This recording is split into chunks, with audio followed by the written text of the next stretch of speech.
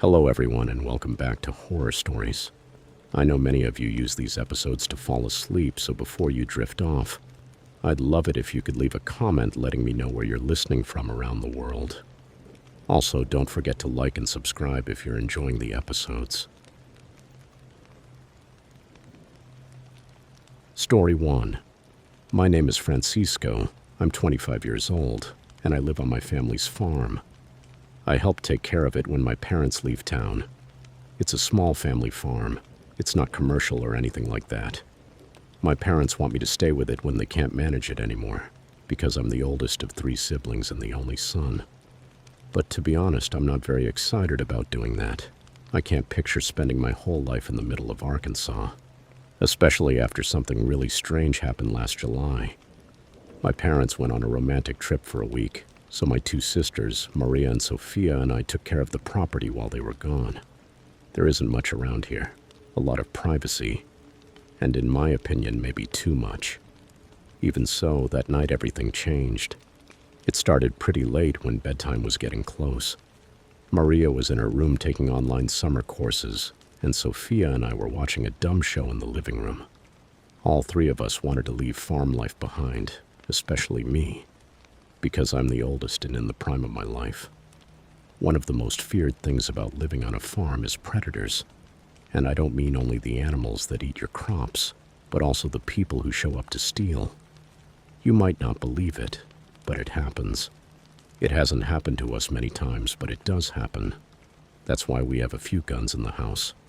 All of a sudden, our 2 dogs that were outside started going crazy in the backyard.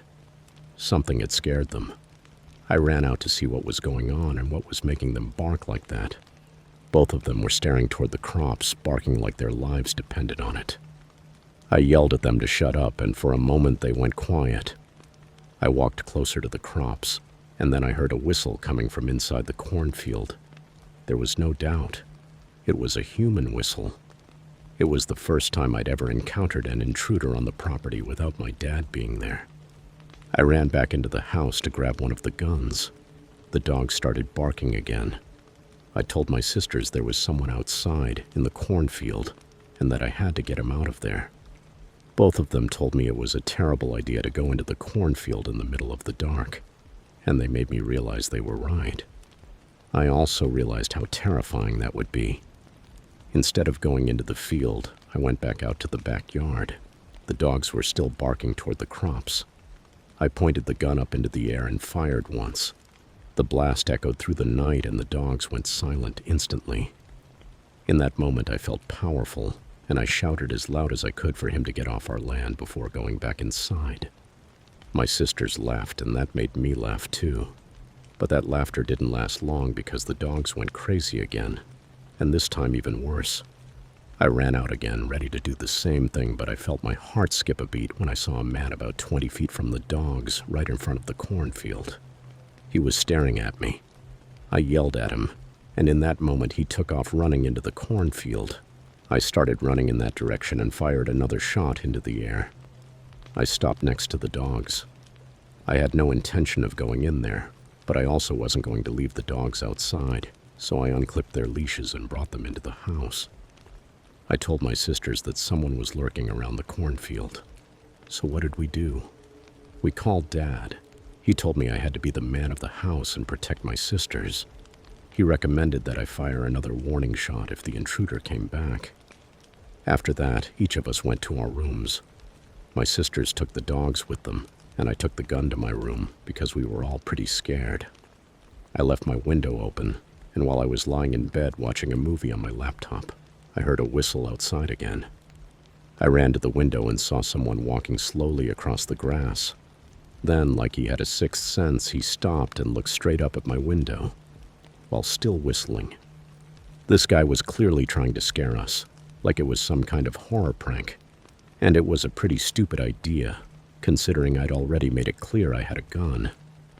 I lunged for the gun on my bed and aimed it outside. I fired into the grass a few feet away from him, obviously with no intention of hurting him. That put an immediate end to his little horror movie act. He took off running and disappeared from my window, heading toward the front of the house. He didn't come back after that. He'd have to be an idiot to return after that. Of course, afterward, I told my sisters why I fired and assured them he wasn't going to come back. But the truth is, we never found out who he was or why he did it. He could have been a teenager, or a group of teenagers trying to scare some innocent farmers just for fun. Or he could have been someone genuinely dangerous. Story 2. Carmen, my wife, and I own a farm in Buckinghawa, where we mainly grow corn. This happened in August of 2018, on a night when a light drizzle was falling. Carmen and I have spent our whole lives in the farming world. It's honestly the only thing we know. And of course, farm life in Iowa means a huge amount of land, and very few people around. Our closest neighbors, Jorge and Carlos, each lived about half a mile away, in opposite directions. They were farmers too, and there isn't much else to do around here. That's exactly why it's easy to become friends with your neighbors. We often invited Jorge and Carlos along with their wives, and they invited us as well. That night, which was supposed to be completely normal, we had Jorge and his wife over for drinks. We ended up pretty drunk playing board games, and they left around 11. Luckily, their house was about a 30-second straight walk from ours. After they left, Carmen and I kept drinking wine while we watched one of our favorite movies. We were starting to feel sleepy, and without a doubt, the wine was hitting us.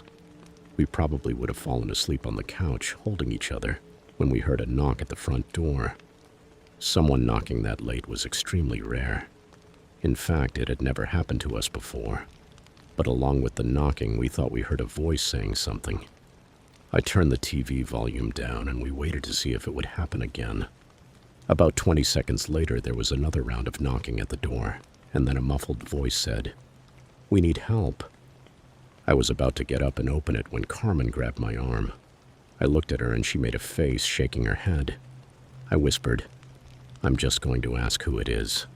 She replied, "We shouldn't let them know we're home." But they most likely already knew. I walked up to the door and asked, "Who is it?" The voice on the other side said through the wood, "Oh, thank God. Can you open up? We're lost." I answered, "Who are you?" The voice replied, "My wife and I." I said, "Can your wife say something?" There were a few seconds of silence. Then I pressed again. "Did you hear me?" The same voice replied, "Yes, but she isn't next to me right now." In that moment, I started feeling an internal alarm, and I realized that voice sounded a little strange, like a man trying to make his tone higher. I laughed and said, "Is this Jorge?" Jorge is a huge prankster, and he would have been drunk. It wouldn't be strange for him to try something like that. The voice said, "Yes," but now in a slightly deeper tone. I almost felt relief believing it really was Jorge, but I still didn't want to open the door without confirming it. Someone knocking on your door late at night saying they're lost isn't something that happens here. It's not normal, and it's an immediate reason for concern. I said through the door, "Prove it. What's your wife's name?" Then a voice that already sounded different replied, "That's a trick question." In that moment, my smile disappeared. I went to grab my phone and called Jorge. Carmen was watching all of this and wouldn't stop telling me we needed to call the police. I told her to wait. The phone rang 3 times before Jorge answered. I asked him immediately, "Are you at my front door right now?" He replied, "No. Why?" I told him someone was at our door trying to trick me into opening it. Jorge said he was coming right away, and we hung up. Keep in mind that through all of this, we were all still drunk. They knocked again, and I yelled, "I've got a shotgun waiting for you if you don't leave right now." The voice replied, "We're just trying to use a phone. That's all we need." Carmen called 911, which, by the way, in this area can take a long time for an officer to arrive. Then we heard footsteps moving across our wooden porch, the one that wraps around the house. We could actually hear multiple sets of footsteps. They stopped beside one of our windows, the one with the blinds closed, and we heard one of them try to lift the window. That made Carmen, who was still on the phone with 911, scream, "Leave us alone." I also screamed as loud as I could that they needed to get out or I'd shoot. It took me a moment to react and think to run upstairs to grab my shotgun from the closet. Literally just a few seconds later, there was another knock, but this time it was Jorge's voice yelling, "Open up." I opened the door for Jorge, and he had his shotgun too. He said that when he arrived, he didn't see anything or anyone. He stayed with us until an officer finally made it to the house. The cop did a quick sweep of the property with us and then left. We followed his advice and installed a camera at the front and another at the back of the house. Surprisingly, it was something that had never occurred to us before that incident. I still get chills thinking that the only thing that stopped whoever was on our front porch that night from getting inside was a simple wooden door.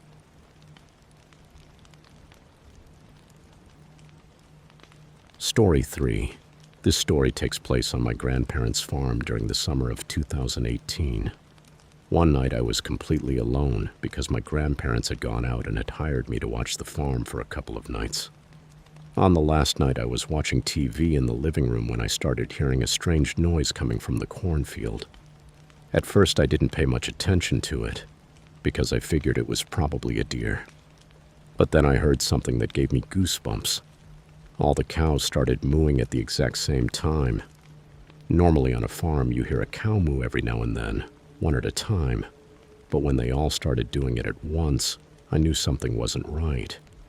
Someone, or something, had to have scared them enough to make them react like that. And since I was the only person on the entire farm, I understood it was my responsibility to figure out what was going on. I went to the closet to grab a jacket and head outside, but right as I was about to open the door, I heard a cow let out a piercing scream. I stood completely frozen for a while, shaking with fear. Something horrible was happening to the cows. I rushed upstairs to my grandfather's bedroom. Under his bed, he always keeps a few loaded guns. I grabbed his hunting rifle, got it ready, and ran outside. The cows wouldn't stop making noise, so I went into the barn to check. But when I looked around, I didn't see anything out of the ordinary. All the cows were there, except one. There was an empty stall. One cow was missing, and it didn't make any sense.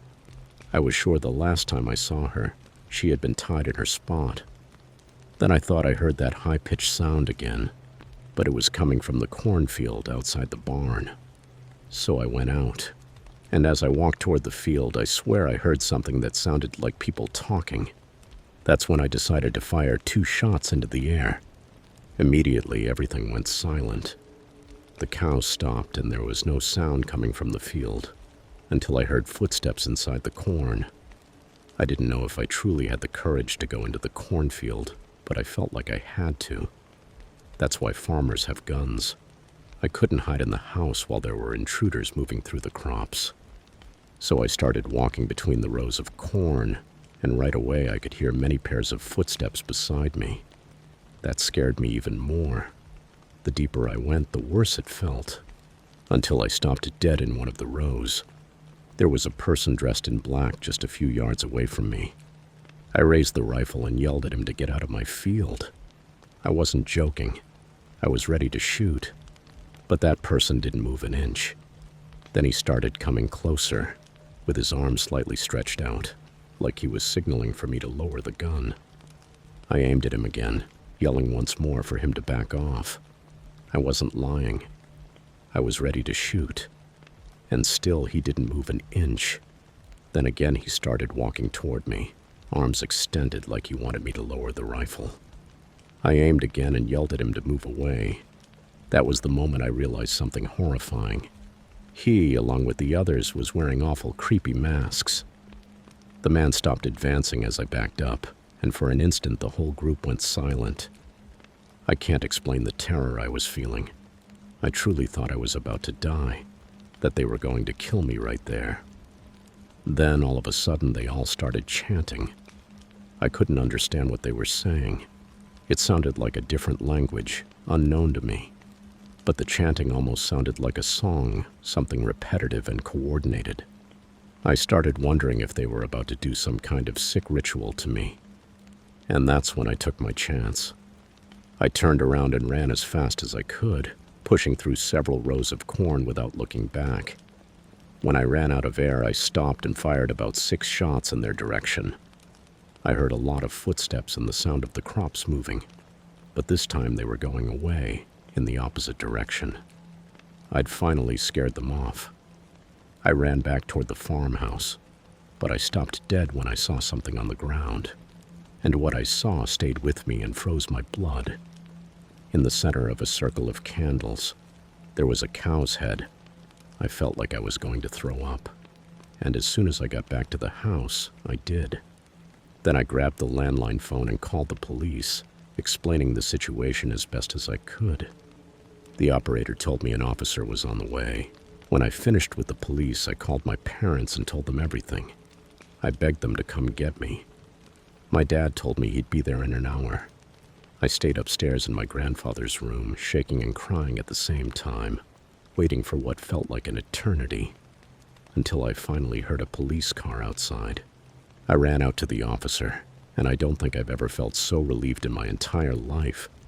I told him everything. The officer checked the barn and then part of the cornfield. He found the cow's head and called for backup, requesting a search team. When my parents arrived along with the first officer, they talked with me about everything that had happened. Thankfully, my parents took me home after that. My grandparents took this very seriously and decided to install a high-tech security camera system all around the farm. I don't know what kind of group that was, but it was clear they were doing some kind of ritual, an animal sacrifice or something like it, and I had the worst luck in the world to be alone on the farm at that moment. Story 4. I've always seen myself as a practical farmer. My days started before dawn and ended long after the sun went down. The farm was my universe, and every seed I planted, every harvest I brought in, was the result of enormous effort. Almost titanic. But there was one problem that had been haunting me for years. Crows. Those damn black crows. Day after day, they hovered around my fields, swooped down over them, pecked without stopping, and ate the seeds I worked so hard to put into the ground. I'd tried everything to get rid of them. Nets, ordinary scarecrows. I'd even spent hours firing shots into the air to scare them off. Nothing worked. Nothing seemed to make a difference. Until one day, as I watched helplessly while a flock went after my freshly sprouted corn, an absurd, almost deranged idea crossed my mind. What if I built a scarecrow so terrifying that not even the boldest crow would dare come near it? I threw myself into the project with fierce determination. I rummaged through the shed for materials and found an old wooden mannequin that had once belonged to a clothing store. It had articulated arms and legs, so I could pose it more realistically, like an actual person. I went into town and bought old clothes, ripped and torn, and to top it off, I put a pair of old boots from my barn on it, still caked with mud. That alone made it look like a sloppy, abandoned farmer, almost like a specter. But what truly made my creation stand out was the head. I used a large pumpkin that had grown in a strange way, with a twisted shape that looked like an unsettling grimace all by itself. I carved an open mouth into a macabre smile and hollowed out deep-set eyes that gave the impression they were following you. That pumpkin became the face of my scarecrow, and for the final touch I covered it in red paint, worn and dirty, like it was bleeding everywhere. When I installed it in the middle of the field, even I felt a chill when I looked at it. It was, quite literally, the personification of terror. The first night after I put it up, I sat on the porch, watching with satisfaction. The crows perched in the nearby trees, but kept a safe distance, not daring to come in. My neighbors at first looked at me with suspicion and muttered that I was losing my mind. But as the crows kept avoiding my fields, their skepticism turned into amazement, and then admiration. Everything seemed to be going perfectly. Until one morning I noticed something strange. When I went out to the field, I found black feathers everywhere, like a fight had happened. And the scarecrow was on the ground, its head tilted, twisted to one side, like someone, or something, had attacked it. I approached carefully and lifted the pumpkin head. I gasped when I saw what was underneath. They weren't crow marks. They were handprints, clear signs of human hands. Hands that had ripped the scarecrow's head off and put it back on in a grotesque, deliberately disturbing way. My heart hammered as I looked around, searching for anyone who could have done it. But there was no one, only the silence of the field. A chill ran down my spine, even though I tried to justify it. I told myself it was probably a drifter or some teenager playing a terrible prank. I fixed the scarecrow and put it back in its original position. But that night, instead of staying on the porch, I decided to hide in the darkness of the barn. I wanted to catch the prankster. I spent hours waiting, alert for any sound, any movement. Nothing happened. Eventually, exhaustion got to me and I fell into an uneasy, light sleep, full of jolts and startles, until a sound woke me that froze my blood. In the middle of the night, a sharp, horrifying scream tore through the air. I jolted awake, startled, like I'd been yanked out of sleep by force. I ran out toward the field, and my worst nightmare had become real. The scarecrow was standing up. Not just standing, staggering on its wooden legs, its arms swinging at its sides in an unnatural, grotesque way. It let out inhuman moans as it lurched toward the cornfield, where the crows had gathered in a black flock, agitated, terrified. I couldn't believe what I was seeing. It was impossible. A scarecrow couldn't move on its own. But there it was. It walked toward the crows with a malicious determination. The crows took flight in a frenzy of feathers and cawing, fleeing in sheer panic from the living scarecrow. I watched it chase them across the entire field, and a manic laugh echoed through the night, like it was some kind of cruel game. I ran at it, trying to grab it, stop it, keep it from moving forward. But it shoved me away with a strength that made no sense. It wasn't the strength of a pile of wood and cloth. It was something else, something that shouldn't have been there. Finally, the scarecrow returned to its place in the middle of the field, as if nothing had happened. It stood still, motionless, and its pumpkin head wore that sinister smile as I stared at it in horror, unable to understand what the hell I'd just witnessed. I didn't know what to do. How do you explain something like that? How do you process that something you built with your own hands comes to life, and then goes back to being inert as if it were just an object? The next day, I called a close friend, Tom, to help me investigate what was happening. At first, he was skeptical too, like anyone would be. But after spending one night with me in the barn, his expression changed. He wasn't laughing anymore. He wasn't doubting it the same way. Together, we watched the scarecrow for hours, waiting for it to move again, to repeat what I'd seen. Nothing happened. So we decided to leave for the night and come back the next day with more tools and surveillance equipment. However, when we returned, we found a scene even more terrifying. The scarecrow was surrounded by dead crows. There were mangled bodies torn apart, scattered across the ground. Some were missing their eyes. Others had broken wings bent in a brutal way. Tom and I looked at each other, stunned and horrified. What kind of creature, or what kind of person could do something like that? There was no logical explanation. We tried to investigate. We looked for signs, footprints, anything that could give us a clue. We didn't find anything that could lead us to an answer. And the situation, far from improving, only got worse from that point on. Night after night, the scarecrow came to life. It went out into the field, chased the crows, and caused destruction. The corpses piled up around it, and the nearby soil became sterile, as if that horror was sucking the life out of everything surrounding it. Tom and I were numb, our hearts filled with fear, and we came to one conclusion. The only way to end that nightmare was to destroy the scarecrow once and for all. We armed ourselves with torches and gasoline, ready to reduce it to ashes. As we got closer, I noticed something that paralyzed me. The expression on the pumpkin head was different. This time it looked sad, like it knew what was about to happen. The scarecrow was still swaying, but when Tommy tried to grab it, this time it put up very little resistance, almost like it wanted us to free it. like it wanted to stop existing. Tom and I exchanged tense, nervous looks as we soaked that wooden and cloth figure in gasoline. When we set it on fire, a brief feeling of relief washed through us, but it vanished immediately. From inside, the flames came sounds we couldn't believe: wailing, crying, moans like the scarecrow was suffering an indescribable torment. The shrieks were gut-wrenching, and in every groan you could feel sadness and desperation. Even with how horrific it was, we couldn't look away.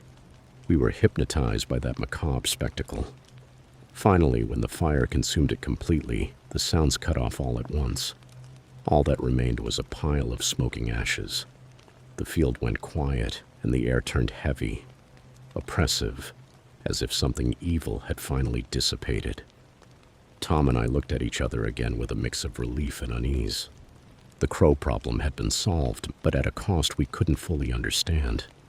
We could never explain what happened that night, and we decided not to tell anyone what we saw, afraid they'd think we were crazy. Even though the field was peaceful again and the crows stopped being a threat, the memory of the living scarecrow and its anguished farewell would haunt us for the rest of our lives.